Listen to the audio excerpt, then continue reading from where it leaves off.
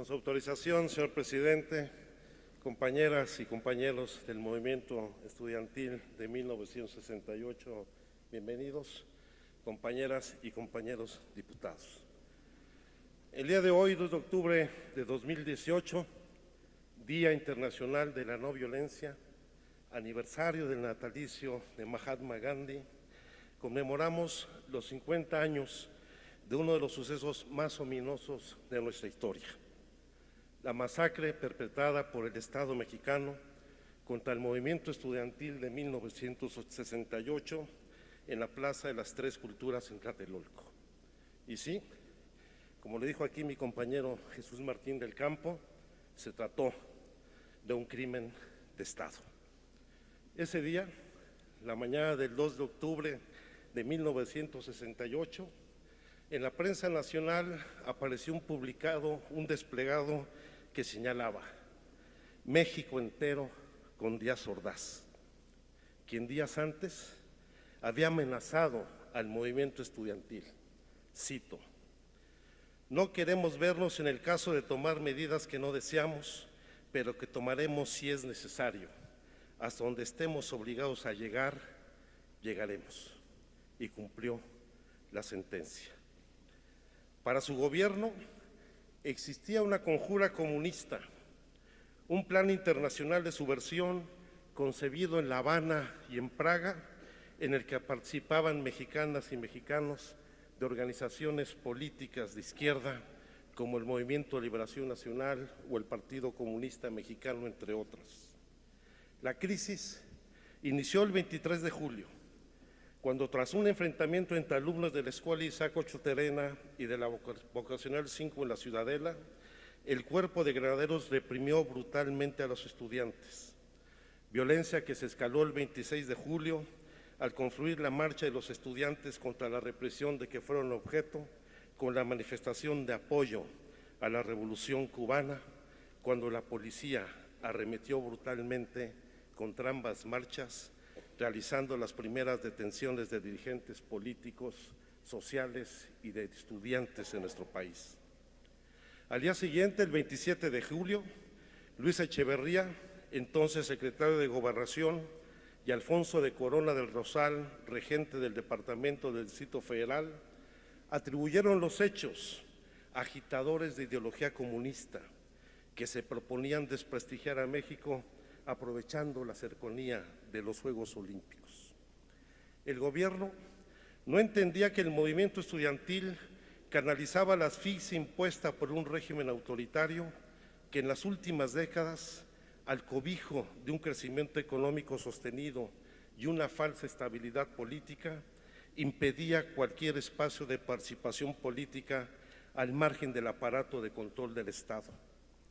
No entendía esos momentos políticos, en momentos en que las heridas derivadas de la cancelación del internado en el Instituto Politécnico Nacional en 1956, del aplastamiento a la huelga ferrocarrilera del 59, de la represión al movimiento magisterial y al movimiento médico de los años 60 y del asesinato de Rubén Jaramillo y su familia en 1962, esas heridas continuaban abiertas.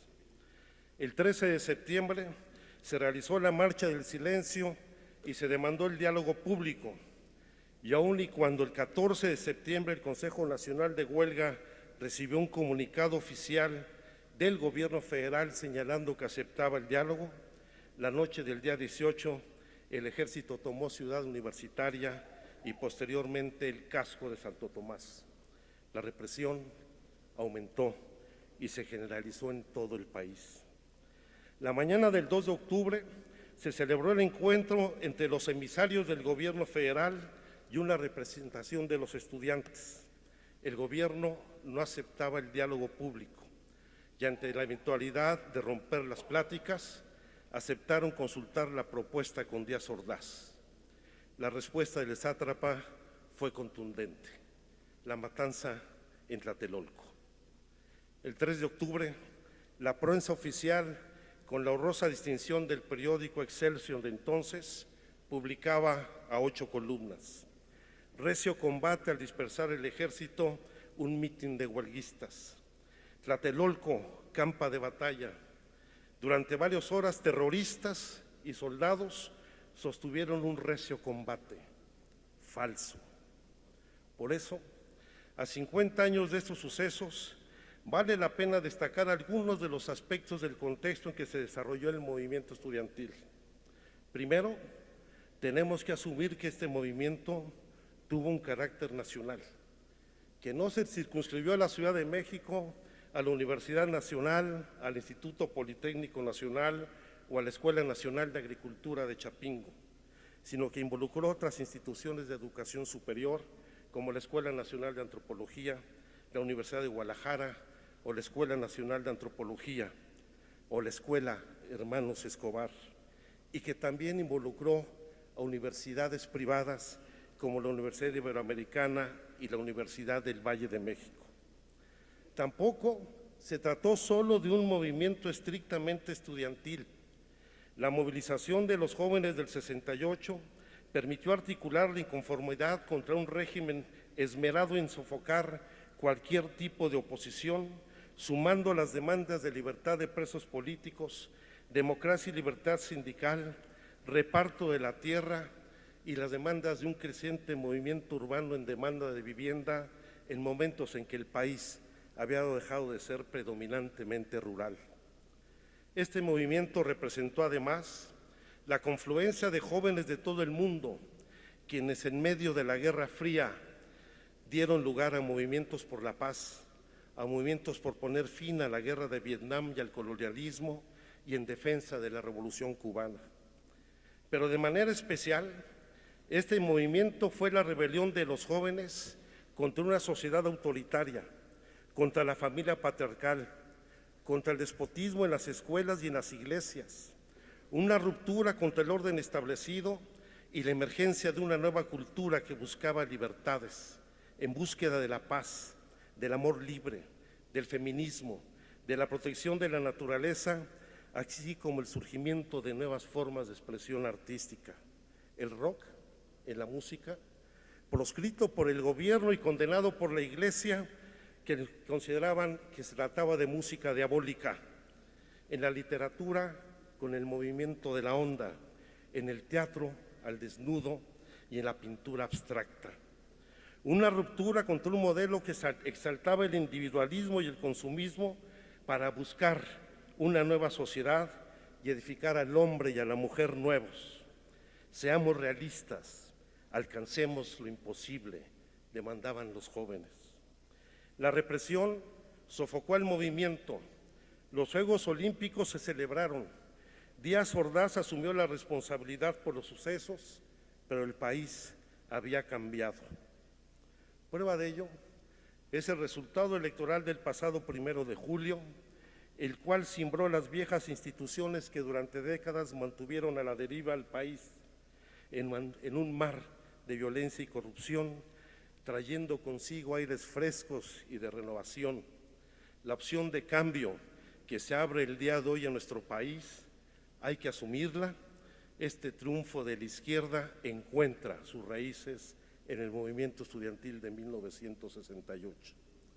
El viejo régimen, el del presidencialismo autoritario y el partido hegemónico, el de las alianzas pragmáticas, el del sistema de partidos que permitió la privatización de la riqueza nacional, ha sucumbido frente a un electorado harto de la descomposición de la política tradicional y de sus instituciones.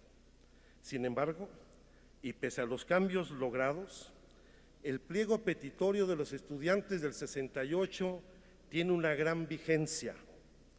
Las demandas de diálogo público ante la sordera de un gobierno que afortunadamente ya se va, la libertad de presos políticos, como los muchos que hay por defender los recursos naturales y los derechos humanos en las cárceles del país, la derogación del delito de disolución social, como hoy demandamos la abrogación de la Ley de Seguridad Interior, la desaparición del Cuerpo de Granaderos, como hoy condenamos las agresiones de las policías estatales y municipales, las profundas violaciones a los derechos humanos por las Fuerzas Armadas, el respeto a los derechos y libertades, La indemnización a los afectados por la represión del 68 se extiende a decenas de miles de víctimas de la violencia resultado de la mal llamada guerra contra la delincuencia organizada. Este diálogo, este pliego petitorio, hoy se ha traducido en una oportunidad de cambio, un cambio que trasciende la alternancia política y que demanda la edificación de un nuevo régimen político que permita rescatar un país por todos.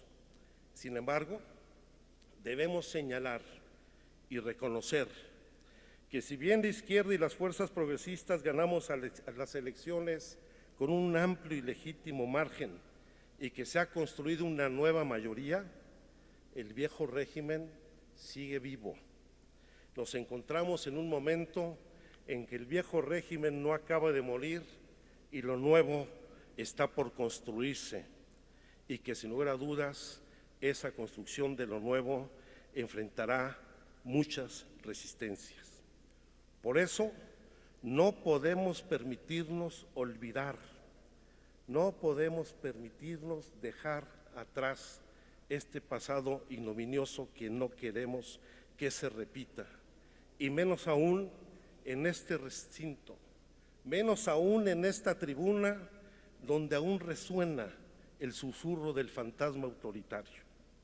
Recordemos las palabras de Gustavo Díaz Ordaz el 1 de septiembre de 1969 en esta tribuna, y lo cito: asumo íntegramente la responsabilidad personal, ética, social, jurídica, política e histórica por las decisiones del gobierno en relación con los sucesos del año pasado. En lo esencial, decía Díaz Ordaz, destruimos las acechanzas, pero sabemos que estos fenómenos tienden a ser recurrentes, así pues nos mantendremos permanentemente alertas. A lo que hizo eco inmediatamente su sucesor Luis Echeverría, quien en el marco de lo que él llamaba la apertura democrática, el 1 de septiembre en este recinto y en esta tribuna, decía en 1974, refiriéndose a los jóvenes disidentes de aquel entonces. Para él, para Echeverría, estos jóvenes representábamos pequeños grupos de cobardes terroristas, desgraciadamente integrados por hombres y por mujeres muy jóvenes, que en México tienen considerables semejanzas con grupos que en estos días, en que estos actos están de moda en casi todo el mundo, actúan de modo parecido.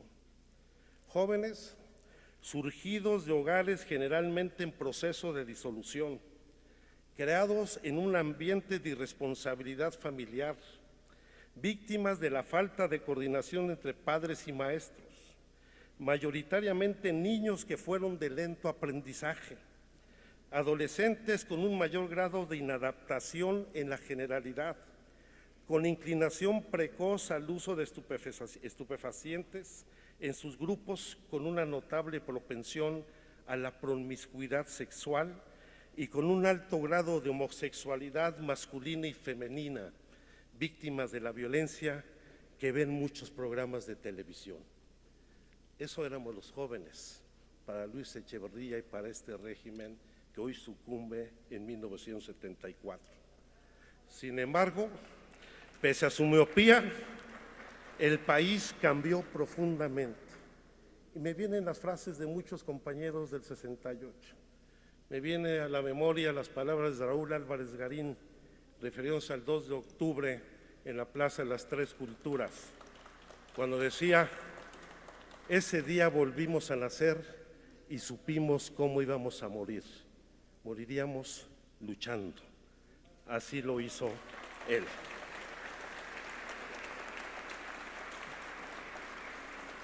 También hoy cabe recordar a José Revueltas, quien desde el Palacio Negro de Lecumberri en 1968 escribía: nuestra sentencia ya está decidida de antemano, no depende de nuestros delitos, nada tiene que ver con los principios constitucionales, con el respeto a la democracia, la ley o el derecho. Nada tiene que ver con la realidad, aunque sus efectos son muy reales, en los años de cárcel que a cada uno de nosotros le corresponda. Está decidida, decía Revueltas, porque en el cielo de nuestro destino político, con el dedo de Dios se escribió, y todos sabemos quiénes son ese Dios, quién es ese Tlatelcuhtli sexenal que ata los vientos y desata tempestades. Pero preguntaba Revueltas, ¿podrá ese Dios detener el tiempo de la historia? La respuesta hoy es muy clara. Ese Dios no pudo. No pudieron detener el tiempo en la historia. Al cumplirse 50 años del movimiento estudiantil de 1968 y de la brutal represión en la Plaza de las Tres Culturas, el sueño y los ideales de los jóvenes estudiantes han derrotado al viejo Estado autoritario. Nunca más, un 2 de octubre, nunca más estudiantes desaparecidos de Ayotzinapa. 2 de octubre, no se olvida, es de lucha combativa. ¡Que viva el movimiento estudiantil de 1968! Muy bien.